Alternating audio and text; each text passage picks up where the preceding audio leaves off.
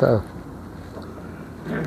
Bom, depois da brilhante apresentação do Matos, realmente uma alegria muito grande ter assistido a sua palestra e um desafio passar a falar de cultura.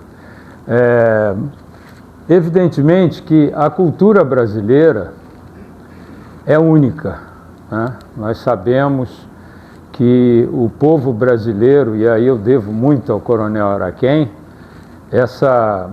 esse destaque de nós procurarmos entender nós brasileiros, né? Qual é essa singularidade do povo brasileiro. E é com tristeza muito grande que a gente olha a nossa história e a gente vê que nós não nos valorizamos, que nós menosprezamos. Temos por favor,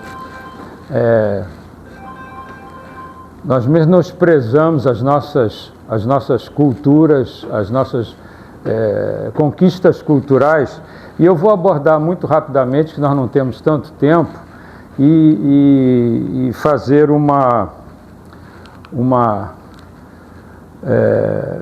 antes da chegada dos portugueses, nós, no Brasil, tínhamos, após a chegada dos portugueses, na cultura, primeira arte que nós criamos aqui no Brasil, pós-Portugal, foi a construção da cruz.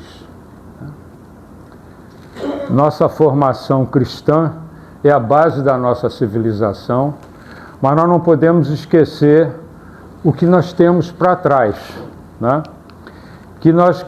Vamos começar na Serra da Capivara. A Serra da Capivara, hoje consagrado como o princípio, diríamos assim, da ocupação do nosso território, do Brasil, com as inscrições rupestres que Nied Guidon e seus seguidores dataram de 50 mil anos atrás. Então a cultura brasileira começa aqui, 50 mil anos atrás, né? Uma civilização que nós não sabemos exatamente de onde ela proveio, da África, né? Que hoje está comprovado que o Brasil, diferentemente do que os americanos nos faziam acreditar, que o Brasil foi colonizado a partir do Estreito de Bering, passando pela América do Norte, chegando aqui, né? Nied Guidon comprovou que nós viemos da África, né? Está comprovado isso através de um worm, um verme, que ela encontrou com datação de 25 mil, 30 mil anos atrás, que eram pólitos com worms que são provenientes da África e que jamais poderiam ter vindo pelo Estreito de Bering. Então, essa questão do americano que em 1800 no século XIX, a data não me lembro corretamente, quando os americanos, querendo justificar a anexação na guerra contra a Espanha, dos estados, dizendo que eles não estavam conquistando nada que já não eram deles, porque diriam que a civilização de Clovis foi que originou toda a ocupação da América a partir dos Estados Unidos. Então, criou-se esse paradigma que a Nied Guidon nos presenteou com uma outra versão, né? Isso aí você vê na cultura de Santarém, vasos com elefantes, que a Anne Roosevelt, bisneta do Roosevelt, arqueóloga, identificou de 11, 12 mil anos atrás, em Santarém, essas maravilhas, e que evidentemente não tem nada a ver, né? Você vê os elefantes aqui, isso é uma cultura que comprova que na Amazônia, né, que não é Mata Virgem, hoje nós sabemos que a Amazônia foi plantada satélites identificam canais de irrigação, hoje estão descobrindo até pirâmides na Amazônia, né? Eu numa conversa que nós tivemos aqui no clube, mostrei que a lenda da Atlântida, talvez a Atlântida estivesse na costa do Maranhão, ali no Parcel de Manuel Luiz, né? Porque quando terminou a Idade do Gelo, 14 mil anos atrás, os mares subiram 160 metros. E isso devastou com todas as civilizações que existiam na costa do Brasil, né? Imagina subir 160 metros, sumia Rio de Janeiro, Salvador, Recife, né? E eu mergulhei lá no Parcel de Manuel Luiz, e a impressão que a gente tem é que está nadando em Manhattan, né? Porque você tem colunas e mais colunas com avenidas enormes, enfim. E a gente não sabe até que ponto essa civilização, né, que desapareceu 14 mil anos atrás, que a gente acha que em função os sábios do Egito que falavam dessa civilização que existia a 6 mil milhas a partir do Estreito de Gibraltar, né? Então está aqui, isso aqui é de 12 mil anos atrás, ainda vestígios, né? A história diz que os americanos queriam que nós acreditássemos que os índios brasileiros eram provenientes dos Andes e antes do Novo México. Mas a verdade é que com a subida do nível do mar 14 mil anos atrás, os índios subiram os Andes, né? E depois desceram. Então, essa é a minha visão. A singularidade do Brasil, eu sempre gosto de falar dessa festa de Maria I, lá em Rouen, na França. Os franceses, quando invadiram o Brasil lá pelo Maranhão, levaram, impressionados com a beleza da cultura brasileira, dos índios tupinambás e da sua cultura, eles levaram. E aí nós temos o cocar do cacique Tupinambá, que fez sucesso extraordinário lá em Rouen, uma festa que durou uma semana, em que eles apresentaram suas danças, a sua cultura, e Maria trouxe as cortes da Europa para conhecer essa cultura francesa equinocial, né, que é. E olha só a beleza das máscaras, né? Hoje você pode ver a modernidade que existia, né? Eles fizeram suas apresentações de suas danças, olha que maravilha que era a cultura. Bom, essa miscigenação que nós tivemos, que é única, né? Harmoniosa, que aconteceu no Brasil, né? Do europeu, do índio e do africano, que deu o povo brasileiro. Nós vamos pulando, dando salto, porque eu quero mostrar para vocês um vídeo, né?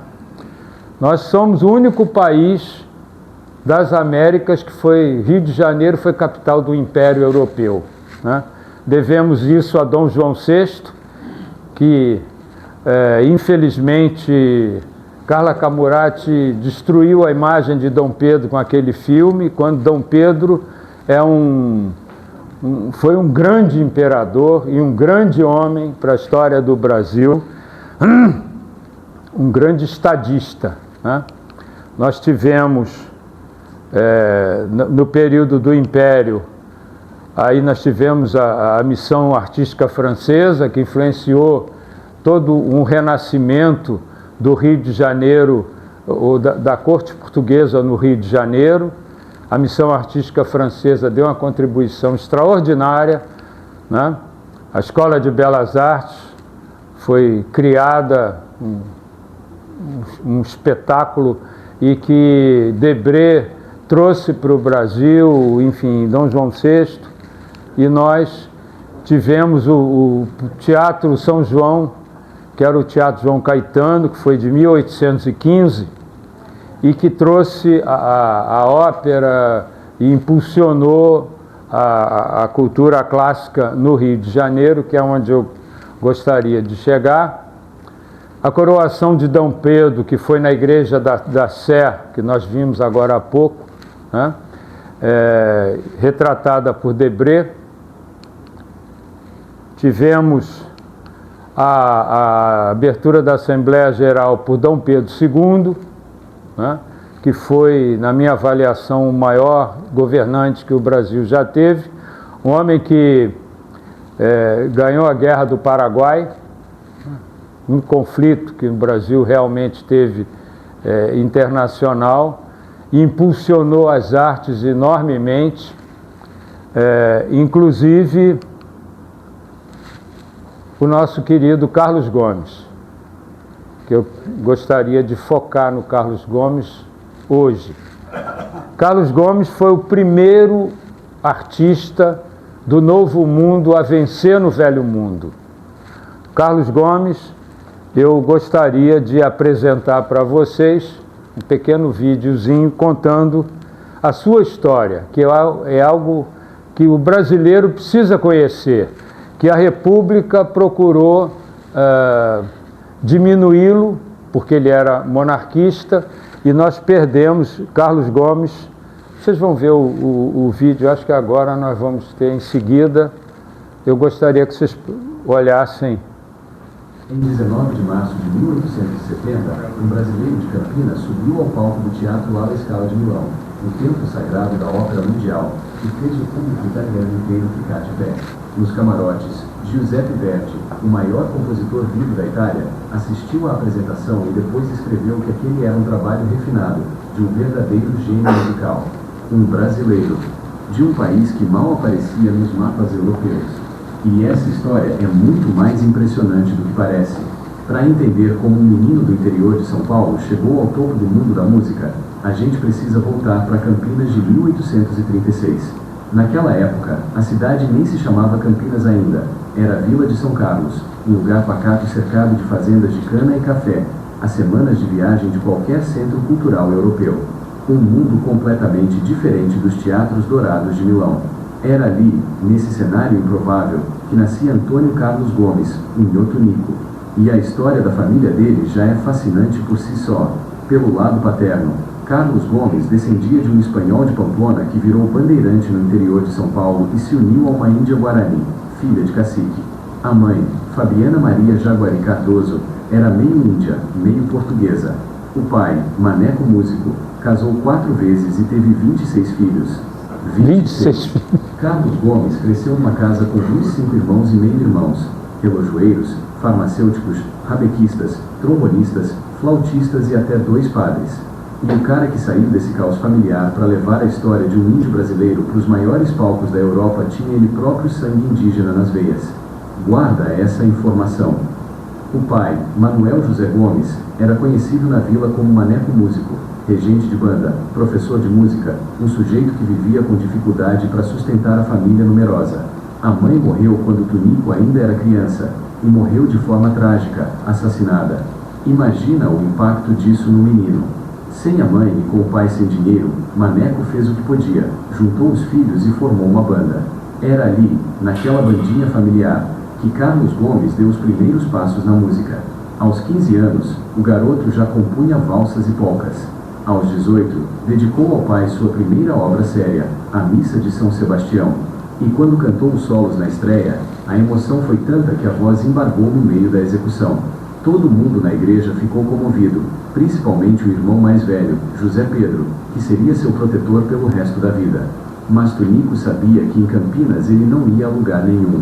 Precisava ir para a corte, pro Rio de Janeiro, onde ficava o Conservatório Imperial de Música. O problema? Não tinha um centavo para viagem. E aí Carlos Gomes fez uma coisa que define o tipo de pessoa que ele era. Um belo dia, disse ao irmão que ia para Santos fazer os concertos. Mas era mentira. montou num burro, atravessou a serra do mar inteira, chegou a Santos todo moído e de lá pegou um navio pro Rio de Janeiro. Quando partiu, soltou uma frase que ficou para a história: só voltarei coroado de glória ou só voltarão meus ossos. Agora imagina a cena. Um rapaz de 20 e poucos anos, sem dinheiro, sem contatos, montado num burro, apostando a vida inteira numa promessa. No Rio, Carlos Gomes entrou pro Conservatório de Música e logo chamou a atenção do diretor, Francisco Manuel da Silva, o mesmo que tinha composto a melodia do futuro hino nacional. Francisco Manuel viu no jovem campineiro algo especial e encomendou uma cantata para ser executada na presença do imperador. Em março de 1860, Carlos Gomes, convalescendo de febre amarela, regeu sua cantata na Academia de Belas Artes. Dom Pedro II ficou impressionado e deu ao compositor uma medalha de ouro. Dali em diante, o imperador se tornaria o grande mecenas da carreira de Carlos Gomes. O sucesso veio rápido. Em setembro de 1861, estreou A Noite do Castelo, sua primeira ópera. Sucesso absoluto. Carlos Gomes foi carregado para casa. Ópera em português, hein? Que o aclamava pelas ruas do Rio. O imperador, entusiasmado, agraciou o compositor com a Imperial Ordem da Rosa. Carlos Gomes virou uma figura querida na corte. Os cabelos compridos e volumosos viraram sua marca registrada. Certa vez, passou por um anúncio que alguém tinha emendado: de tônico para cabelos fizeram tunico, para os cabelos. Ele riu e virou para o amigo Salvador de Mendonça perguntando: será comigo? Nessa época, compôs também o hino acadêmico para a Faculdade de Direito do Largo São Francisco, que, olha só, é cantado pelos estudantes da USP até hoje. 2 anos depois, veio a segunda ópera, Joana de Flandres, e o sucesso se repetiu. Foi aí que aconteceu algo decisivo. Como o melhor aluno do conservatório, Carlos Gomes ganhou uma bolsa de estudos para se aperfeiçoar na Europa. O imperador preferia mandá-lo para a Alemanha, onde reinava Wagner. Mas a imperatriz Teresa Cristina, que era italiana, sugeriu a Itália. E foi para a Itália que ele foi. Em 8 de novembro de 1863, Carlos Gomes embarcou no navio inglês Paraná, levando cartas de recomendação escritas pelo próprio Dom Pedro II. Em Milão, porém, Carlos Gomes levou o primeiro balde de água fria. Tentou se matricular no Conservatório de Milão, mas foi recusado. E o motivo? Idade avançada demais para as regras da instituição. Ele tinha 27 anos. Mas o maestro Lauro Rossi, diretor do conservatório, ficou encantado com o talento do brasileiro e o aceitou como compositor em aperfeiçoamento, dando-lhe aulas particulares. Carlos Gomes estudou, se dedicou, e Rossi o elogiou aos colegas. Mas não bastava ser competente. Para sobreviver em Milão, Carlos Gomes precisava se provar no palco. E foi o que ele fez, de um jeito que ninguém esperava. Antes de compor a grande ópera que sonhava, Carlos Gomes estreou no teatro italiano com comédias musicais, Cissaminga, em 1867, e Nella Luna. Eram peças leves, bem-humoradas, feitas para o público milanês. E fizeram sucesso. O brasileiro ganhou visibilidade e respeito no meio artístico de Milão. Mas ele queria mais. Queria levar o Brasil para os palcos da Europa. E aí o destino deu uma mão. Em 1867, passeando pela Praça del Duomo, Carlos Gomes ouviu um garoto gritando na rua, mas em italiano, o Guarani. O Guarani. História interessante do selvagem do Brasil. Era um menino vendendo uma tradução italiana, bem ruim por sinal, do romance de José de Alencar. Carlos Gomes comprou o livro e naquele momento decidiu: ia transformar aquela história de amor entre o índio Peri e a portuguesa Ceci na sua grande ópera. E foi graças à fama que tinha conquistado com as comédias que conseguiu convencer seu colaborador, Antônio Scalvini, a embarcar no projeto. O trabalho de composição durou mais de 2 anos. O libreto ficou nas mãos de Scalvini e Carlo de Ormeville, que adaptaram o romance para o formato da ópera italiana. Carlos Gomes enfrentou problemas que só um brasileiro tentando montar uma ópera sobre índios na Itália enfrentaria. Ele precisava de instrumentos indígenas, borés, maracás e núbias. Percorreu a Itália inteira e não achou nenhum. Teve que mandar fabricar os instrumentos numa fábrica de órgãos em Bérgamo, sob sua própria supervisão. E quando o famoso tenor Villani, escalado para o papel de Peri, se recusou a raspar a barba, Carlos Gomes protestou indignado: onde se vira índio brasileiro barbado? Enfim, o tenor disfarçou os pelos com pomadas e cantou assim mesmo: Mas todos esses perrengues valeram a pena. Na noite de 19 de março de 1870, o Teatro Alla Scala estava lotado. O teatro mais importante do mundo para a ópera. O lugar onde Verdi, Rossini e Donizetti tinham feito história. E ali, naquele palco, um compositor mestiço de Campinas, neto de bandeirante com Índia Guarani, ia apresentar uma ópera sobre índios brasileiros cantada em italiano. A estreia foi triunfal. O público aplaudiu de pé. Os críticos mais exigentes da Itália compararam Carlos Gomes a Rossini e ao próprio Verdi. O rei da Itália, Vítor Emanuel II, condecorou o compositor brasileiro com a Ordem da Coroa. A editora Casa Luca comprou a partitura na mesma noite, por 3.000 liras, uma fortuna na época. E Giuseppe Verdi, o mestre, escreveu ao diretor da Gazeta de Ferrara que sentiu grande satisfação ao assistir à obra de seu colega Gomes, e que se tratava de uma obra refinada que revelava uma alma fogosa, de verdadeiro gênio musical. Segundo a tradição, Verdi teria dito que aquele jovem começava de onde ele próprio havia parado. Pensa no que isso significa. O maior compositor de ópera do mundo reconhecendo publicamente um brasileiro como gênio. Nenhum artista das Américas, norte ou sul, tinha conquistado nada parecido até aquele momento. E nos anos seguintes, Carlos Gomes se tornaria o segundo compositor mais encenado no Teatro Alla Scala, atrás apenas do próprio Verdi. Um brasileiro de Campinas, o segundo nome mais presente no maior palco de ópera do mundo. E o Guarani rodou as capitais europeias, Londres, Moscou, todas as grandes casas de ópera. Mas Carlos Gomes fez questão de voltar ao Brasil para apresentar sua ópera ao homem que tinha tornado tudo aquilo possível. No dia 2 de dezembro de 1870, aniversário de Dom Pedro II, e o Guarani estreou no Teatro Lírico do Rio de Janeiro, em grande gala. O sucesso se repetiu. Depois da apresentação, o povo organizou uma marcha triunfal com archotes e música, acompanhando Carlos Gomes pelas ruas do Rio até sua hospedagem. Os italianos o chamavam de testa de leone, cabeça de leão, por causa da cabeleira farta e volumosa. E naquela noite, o leão rugia em casa.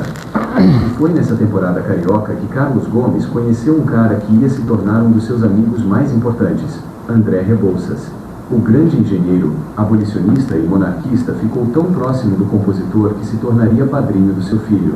E foi Rebouças quem apresentou Carlos Gomes ao ministro do Império e quem ajudou a financiar a turnê europeia de Rio Guarani em 1872. De volta à Itália, Carlos Gomes casou-se com a pianista italiana Adelina Peri e continuou compondo. Vieram Fosca, que ele considerava sua melhor obra, Salvador Rosa e Maria Tudor. Fosca estreou no Scala em 1873 e foi mal recebida pelo público inicialmente, mas com o tempo seria reconhecida como sua composição mais sofisticada, usando técnicas inovadoras como leitmotiv. Salvador Rosa, por sua vez, foi um sucesso tão grande que em 1876 e 1877 abriu a temporada lírica de 6 dos mais importantes teatros italianos. Em 1876, a pedido de Dom Pedro II, compôs um hino para o centenário da independência dos Estados Unidos, apresentado na exposição de Filadélfia diante do presidente Ulysses Grant. E em 1884, o imperador lhe pediu outra composição, a Marcha ao Ceará Livre, celebrando a abolição da escravidão naquela província. Mas por trás da glória, a vida pessoal de Carlos Gomes era marcada por tragédias devastadoras. Dos 5 filhos que teve com Adelina, 4 morreram ainda crianças. Imagina a dor de perder 4 filhos, um por um. Quando o pequeno Mário morreu aos 5 anos, Carlos Gomes escreveu: Mário, subindo ao céu, aos 5 anos, me deixou na terra infeliz para toda a vida. Só Ítala sobreviveu, e mais tarde escreveria um livro honrando a memória do pai. O casamento com Adelina desmoronou, e os dois se separaram em 1885. Carlos Gomes estava cada vez mais sozinho. E então veio o golpe final. Em 15 de novembro de 1889, Carlos Gomes estava de passagem por Campinas quando a República foi proclamada. O imperador Dom Pedro II, o homem que tinha acreditado naquele menino de Campinas, que tinha financiado seus estudos, que tinha aberto as portas da Europa para ele, foi deposto e exilado. Carlos Gomes ficou arrasado. Escreveu a um amigo: o choque foi de tal natureza contra meu coração de amigo da augusta família real, que fiquei até hoje pasmado. A minha saúde tem sofrido muito, pois sinto até faltar o equilíbrio corporal. E quando o governo republicano ofereceu a ele 20 contos de réis para compor o novo hino nacional, Carlos Gomes recusou. Recusou uma fortuna. Por lealdade ao imperador deposto. Por gratidão ao homem que tinha mudado sua vida. Os republicanos não perdoaram. O cargo de diretor do Conservatório do Rio de Janeiro, que Carlos Gomes esperava há anos, foi entregue a Leopoldo Miguel, um republicano e wagneriano que chegou a escrever que as obras de Carlos Gomes deixam muito a desejar. O maior compositor das Américas, reconhecido por Verdi, segundo nome mais encenado no Scala, sendo desprezado no próprio país por motivos políticos. Carlos Gomes ainda compôs Lo Schiavo, uma ópera sobre a escravidão dedicada à princesa Isabel, e o Oratório Colombo, sua última grande obra. Mas os anos finais foram de sofrimento, doente, endividado, deprimido, longe dos filhos. O compositor que tinha feito a Itália chorar agora chorava sozinho. Recebeu um convite para dirigir o Conservatório de Veneza, na Itália, mas recusou. Queria morrer no Brasil. A única mão estendida veio de Belém do Pará. O governador Lauro Sodré criou o cargo de diretor do Conservatório de Belém especialmente para ajudá-lo, e Carlos Gomes viajou para lá disposto a recomeçar. Mas era tarde. Carlos Gomes chegou a Belém já consumido por um câncer de língua e garganta. A ironia é cruel. O homem que tinha dedicado a vida inteira à música estava perdendo justamente a capacidade de falar e cantar. A população de Belém acompanhava o estado do maestro com angústia. Os jornais da cidade estabeleceram um código para transmitir notícias sobre sua saúde. A palavra peri significava que Carlos Gomes estava nos últimos momentos. E a palavra guarani significava uma coisa só, morte.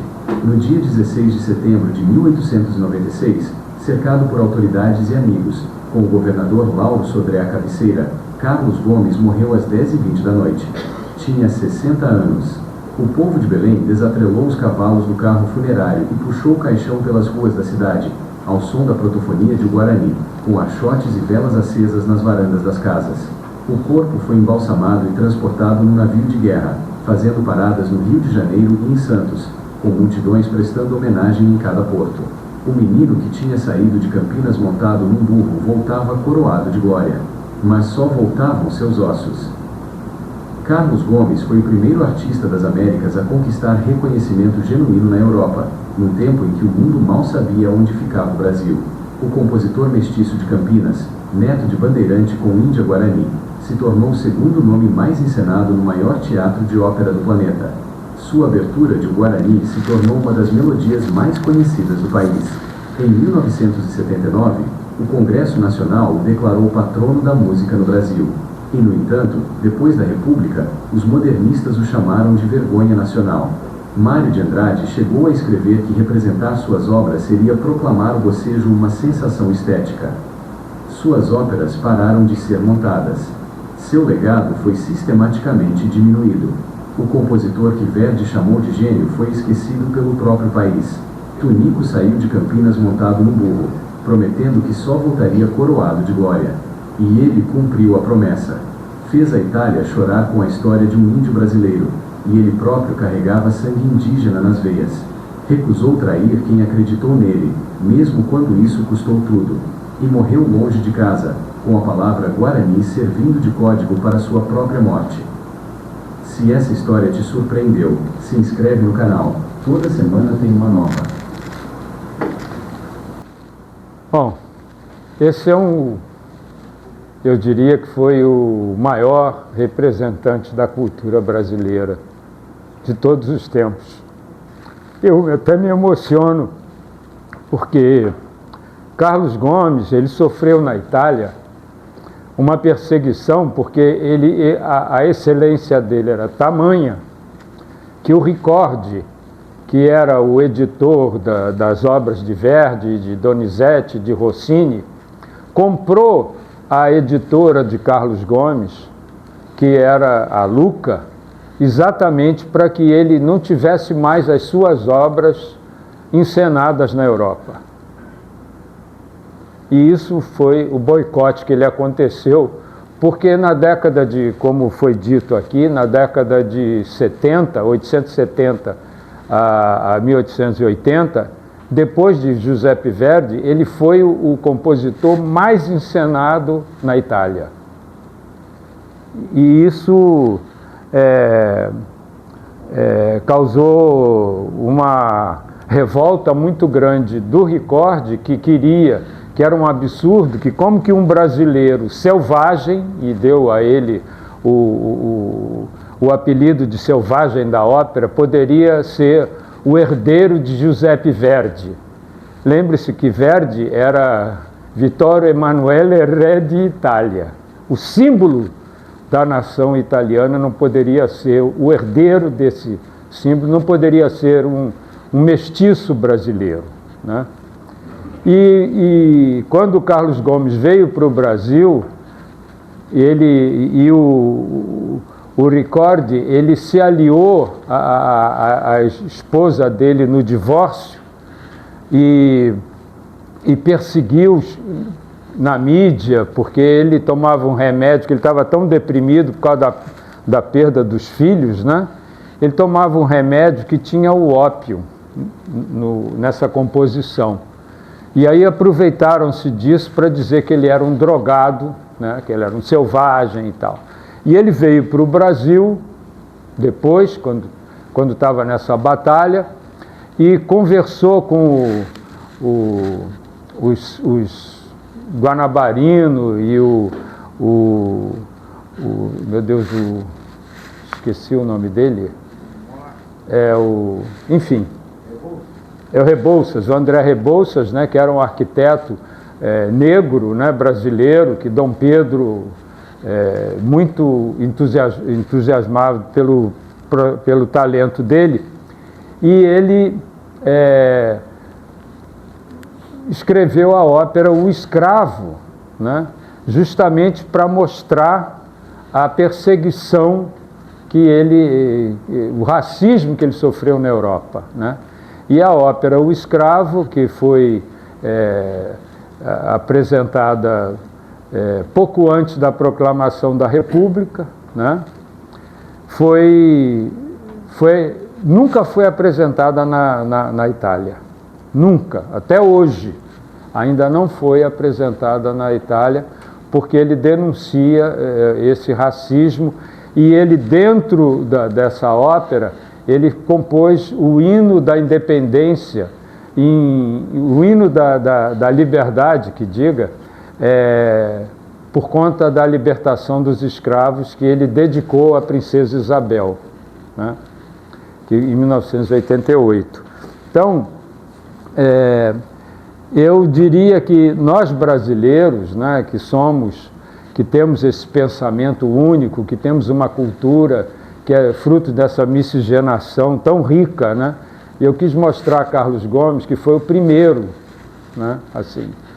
E nós precisamos valorizar a nossa cultura, independente da política, que é o que aconteceu, que foi o que perseguiu o Carlos Gomes, né, que foi a República, entendeu?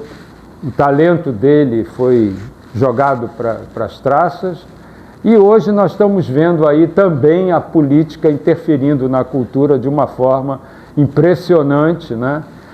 Só os apadrinhados do poder da cultura é que você vê acontecer, enquanto que o mérito está colocado de lado em detrimento de favorecimentos políticos. Então é isso. Viva a cultura brasileira, viva a liberdade. Se Deus quiser, esse quadro vai mudar.